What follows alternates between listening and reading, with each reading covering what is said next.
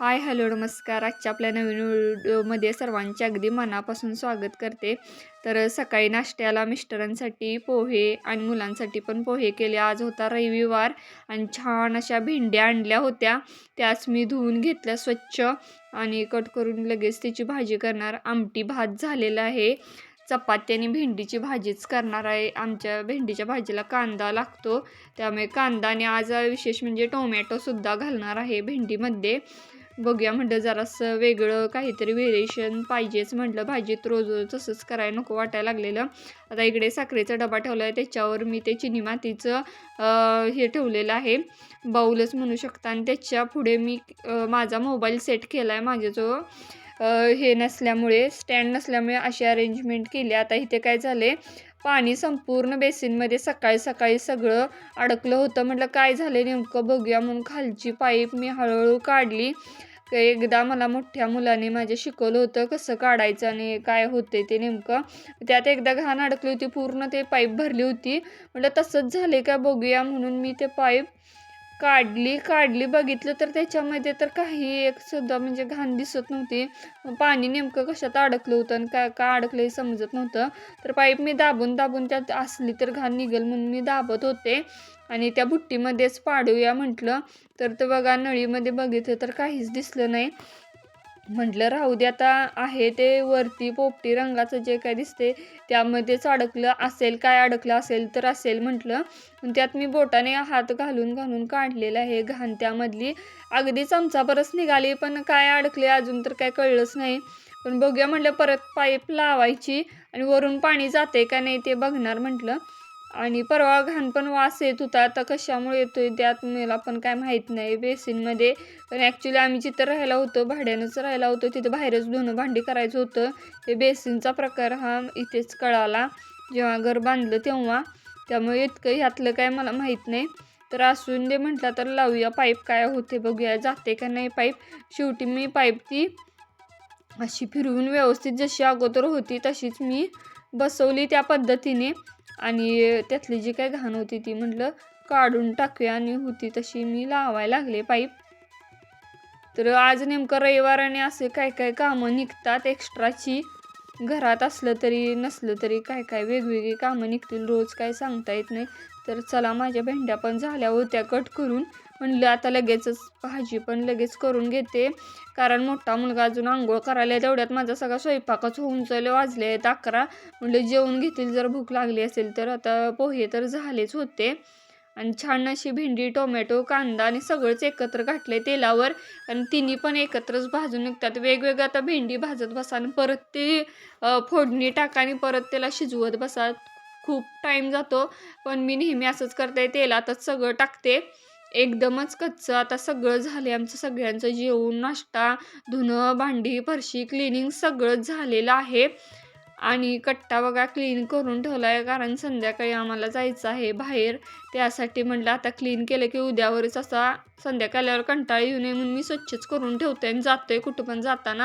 आणि हा माल आणला तर हा उद्याच्या व्लॉगमध्ये काय काय किराणा भरलाय ते दाखवेन. तर हे आमच्या कारल्याच्या वेलाचंच कारलं आहे, ते आता त्याची पण रेसिपी दाखवेन. आता स्वच्छ अशी फरशी सुद्धा पुसली, धुणं पण झालेलं आहे धुवून. ते वरती नेऊन मी वाळत टाकलं आणि हा व्ह्यू तर सारखाच मला बघत बसावं वाटतं. वर आलं की म्हटलं तुम्हाला दाखवायला शिवाय राहावेनाच माझं मन, म्हटलं तुम्हाला दाखवूया आणि मग खाली जाऊया. तेवढ्यात आमचं पाणी संपलं होतं म्हणून टँकरच्या दादांना फोन केला होता, ते सुद्धा आले होते आणि म्हणजे येणार होते अजून. आणि कावळा बाहेर आला होता, त्या कावळ्याला हे द्यायचं होतं, खायला घातलं नाही तर कावळे येऊन इथे ओरडत बसतात. म्हटलं चपाती तरी त्यांना घालूया. मिस्टर रोज एक घास ठेवतात सगळं जेवणाचं. आता दादा आलेले आहेत टँकर घेऊन आणि संध्याकाळची बघता बघता वेळ झाली.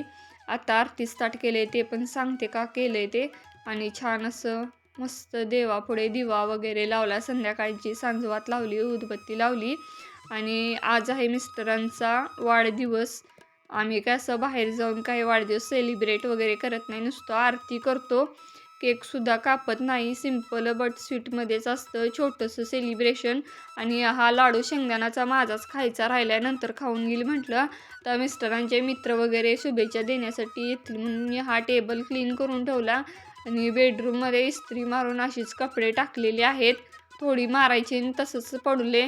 आणि हा आजचा दिवसभरातला म्हणजे मिस्टरांना ओवाळताना हा ड्रेस घातला होता मी. आणि ही साडी माझी ड्रायक्लीन होऊन आलेली आहे. आणि वादी घातलं नसल्यामुळे हे ब्लाऊजसुद्धा शिवायचं राहिलं ते राहिलंच. आणि ही साडी मला माझ्या वास्तूकमध्ये दिली होती आणि 2 वर्ष होत आहे आपल्या घराला म्हणजे बांधून.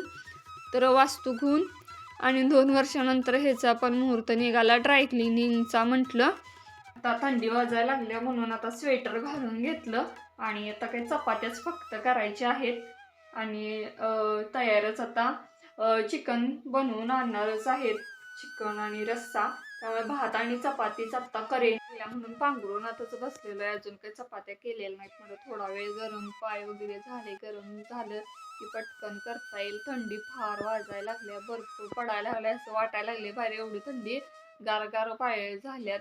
आणि किचनमध्ये तर चप्पल वगैरे काही घालत नसल्यामुळं तर फार थंडी वाजत्या. म्हटलं थोडा वेळ बसूया आणि मगच करूया. अजून तर वेळ आहे म्हटलं जेवायला थोडा वेळ तरी.